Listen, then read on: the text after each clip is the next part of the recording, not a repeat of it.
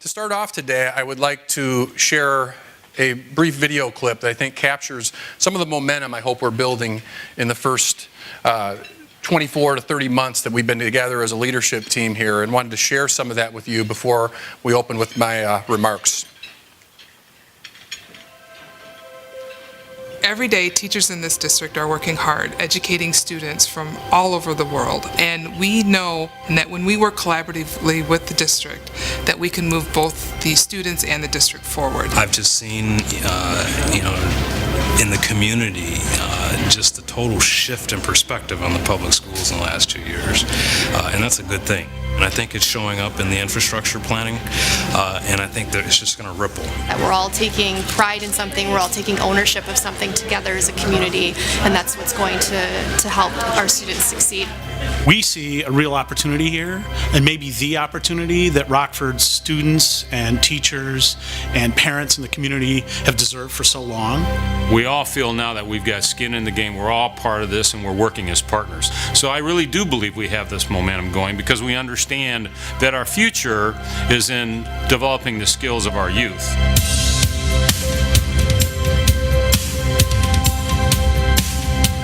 There's always going to be a positive environment when you see that the community in itself has invested in your school. We're about to open our new cafeteria, and so we're very, very thankful to the district. We're very, very thankful to the Rockford community. We have fundamentally changed the environment of the building, which I think has made the largest impact on our students. They walked in the first day of school, and that was the moment I'd been waiting for, and just the jaw-dropping, eyes wide open stuff, especially when they came into here in the library.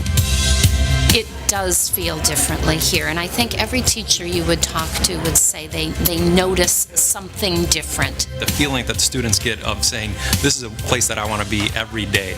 I don't want to leave this place. I want to contribute to it. All of it is directed towards supporting the kids' efforts to become better academically and for their future. You know, you can come into a school and tell in the morning what kind of day it's going to be, and I can honestly say every day it's been a feeling of education and not a feeling of conflict. We saw a huge turnaround in East even after Heartland came through with ShareFest a couple of years ago. We've seen discipline issues drop. We've seen referrals go down. We don't have just random vandalism at Jefferson anymore. And I truly believe that the kids feel that we respect them. The adults here care about their education. They're not focused on heating. They're not focused on tiles coming up off the floors. That is just, it's part of our DNA that we have excellent schools, excellent people, and our students can learn. We are fundamentally redesigning education, not just at the high school and the middle school level, but across the board. Technology is the wave of the future, and educators know that we need to have our students working with technology on a daily basis. Technology makes teachers and teaching more powerful because it engages students in ways that we haven't been able to engage them before. We get really excited when we can walk into a school like Lathrop and see students in activity centers, and they're getting customized learning and having customized experiences. We're able to bring in all these different resources that we couldn't do with just a textbook. I think here at Lathrop with the iPads, the kids are more engaged. They have the tools that they need to take their learning to the next level, and it does make a difference to have this type of technology. What we're talking about is a curricular shift. A lot of times these programs are restricted down to high schools and middle schools, but really the power comes when you can introduce a child to it at a very young age and get them excited and used to using the technology at a young age. Now it's carrying them through middle and through high school. We are really going to ramp up and make that great leap forward as to what 21st century learning really is.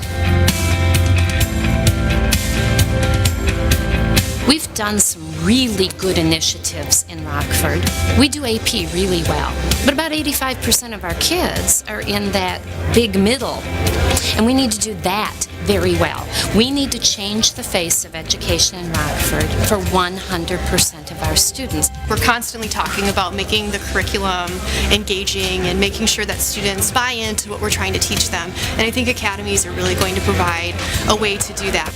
It has the most promise to affect all students, giving them choice over their academy, the pathway that they follow, so that we individualize their program around their individual goals. When a community member comes in and says, well, you need to know this, and this is why you need to know this, you can just see them just light up, and they're just taking in the information. We've had wonderful conversations with our business community. All you had to do is go to the Career Expo to see the level of commitment that Rockford's business community is putting forward to participate with our schools.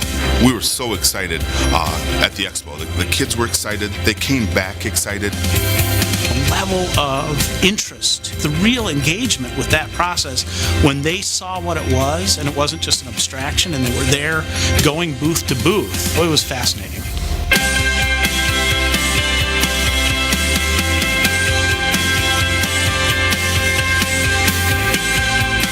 I've had nothing but great things to say about the business community, and vice versa. They want to come into Jefferson. People that I didn't even know, or companies I didn't even know existed, are coming and knocking on our doors now just to be a part of the academy. And I'm so excited for the other 3 schools to eventually, this next year, come into the academies so they can experience what we've experienced here at Jefferson.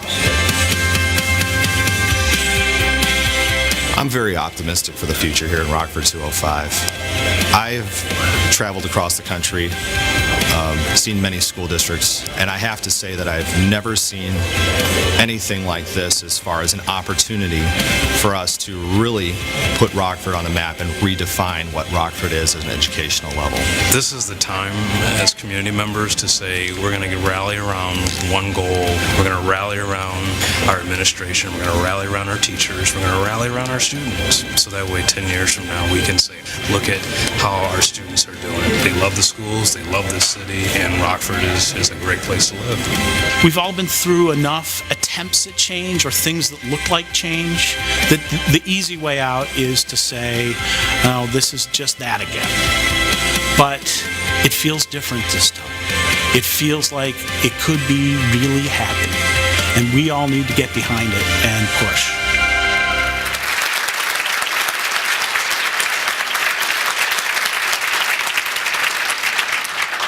I should probably just stop there.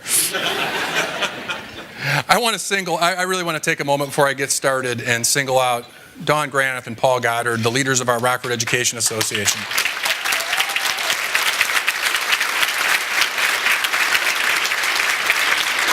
I'm going to spend some time talking about building a collaborative culture, and it starts there.